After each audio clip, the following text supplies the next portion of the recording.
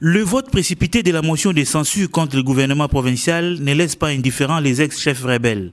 Au cours d'une conférence de presse organisée hier mardi à Kinshasa, Floribert Ndjabou et Pichou Mbodina Iribi, respectivement président et porte-parole de la délégation des émissaires du chef de l'État, ont condamné fermement la démarche des députés provinciaux. Pour Pichou Mbodina Iribi, le moment est mal choisi. Depuis ce 10 avril, Son Excellence, le gouverneur de la province de l'Ituri, est sous le coup d'une motion de censure totalement injustifiée. D'aucuns peuvent se demander quelle en est vraiment le mobile pendant que l'Ituri traverse des moments très difficiles. Le moment est-il vraiment choisi pendant que l'Ituri est plongé dans des massacres et tueries perpétrés par des groupes armés? Il n'est pas difficile d'imaginer que cette motion, bien qu'elle soit un moyen de contrôle constitutionnel qu'exercent les députés sur l'exécutif, répond plutôt à des mobiles absurdes.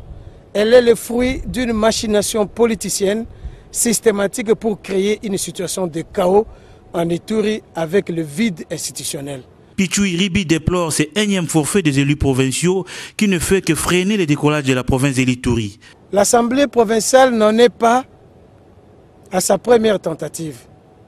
Au mois de novembre 2019, une motion d'apocalypse est venue interrompre le processus qui était déjà très avancé. Et les conséquences qui s'en sont suivies, c'était la reprise des hostilités et des massacres. Aujourd'hui, l'histoire est en train de se répéter malheureusement. Abordant la question sur les conséquences du vide institutionnel que va occasionner le départ du gouvernement provincial, l'ancien chef rebelle a été clair. La délégation décourage toute forme de motion répondant à un règlement de comptes et à la chasse aux sorcières. Elle interpelle les députés provinciaux qu'ils seront responsables de toutes les conséquences que ce vide institutionnel souhaité pourra engendrer. Déjà depuis 4 jours, la situation s'aggrave terriblement dans le territoire de Ndjougou. Avec le vide institutionnel, la délégation a peur que l'Ituri soit l'hécatombe.